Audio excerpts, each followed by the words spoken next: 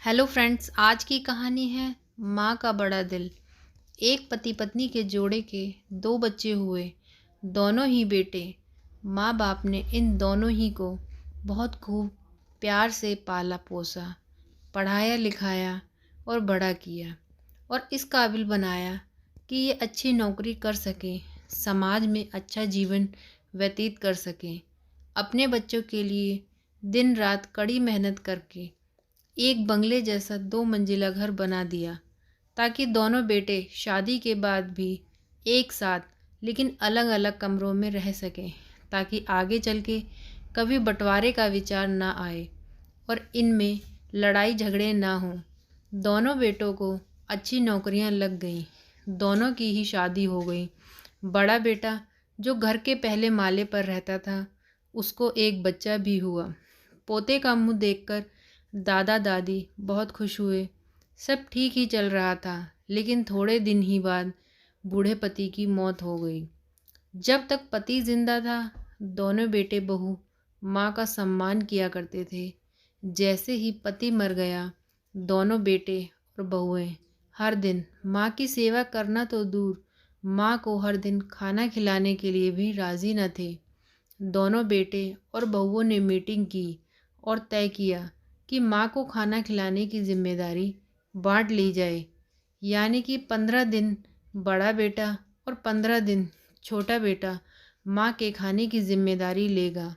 जिन बेटों को बिना दिन रात देखे भूख न होते हुए भी मन चाहा खाना हमेशा खिलाने के लिए जो माँ तैयार रहती थी, अब उसी माँ को बेटों के यहाँ पर दिनों के हिसाब से खाना दिया जाता था। माँ का दिल बड़ा था। माँ को इस बात की बड़ी खुशी थी कि वह जैसे भी हो अपने बेटों के साथ तो रह रही है, और इसी खुशी के कारण बेटों के द्वारा दी हुई रूखी सूखी भी उसे किसी पकवान से कम न लगती। लेकिन दुर्भाग्य की बात तब हो जाती जब किसी महीने में 31 दिन आ जाते और एक दिन माँ को भूखा ही रहना पड़ता। एक बार जब बड़े बेटे के यहाँ 15 दिनों तक खाना खाने की बारी चल रही थी, तब बड़ा बेटा अपनी बीवी और बच्चे के साथ कहीं बाहर किसी फंक्शन में जा रहा था। बड़ी बहू ने माँ से कहा, माँ जी, आज खाना नहीं बनाया है, हम बाहर जा रहे हैं, वहीं खाएंगे। आप अपने लिए कुछ पका लेना और खा लेना। बूढ़ी माँ ने कहा, लेकिन बेटा मुझे तो गैस चलाना नहीं आता। बहू ने कहा, तो फिर ऐसा कीजिए कि पास वाले मंदिर में भंडारा लगता है, आप वहीं पर जाकर खा लीजिए, तो आपको गैस चलाने की ज़रूरत ही नहीं पड़ेगी। पास में ही खड़ा बेटा और पोता ये सब सुन रहे थे, लेकिन कोई कुछ न बोला। बूढ़ी माँ को भूखा ही छोड़ बेटा और बहू फंक्शन में निकल गए। माँ को थोड़ा सा दुख हुआ, लेकिन फिर अपने आप को यह सोचकर मना लिया, ठीक ही तो है, कभी कभी बहू को भी घर के काम से आराम मिलना चाहिए, और भगवान का भंडारा खाने का सौभाग्य किस्मत वालों को ही मिलता है। तो माँ खुशी खुशी मंदिर में जाकर भंडारा खा आई। कुछ दिन ऐसे ही बीत गए। एक दिन बड़े बेटे की छुट्टी थी। बेटा बहू और उनका बच्चा अपने घर में साथ में समय बिता रहे थे। माँ बाप छोटे बच्चे को पूछ रहे थे कि बड़ा होकर वह क्या बनना चाहता है और क्या करना चाहता है। छोटे बच्चे ने बड़े ही सरल भाव से माँ बाप को उत्तर देते हुए कहा कि वह बड़े होकर वकील बनना चाहता है।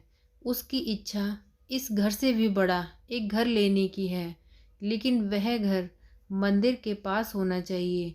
माँ बाप ने पूछा, घर के पास मंदिर क्यों होना चाहिए?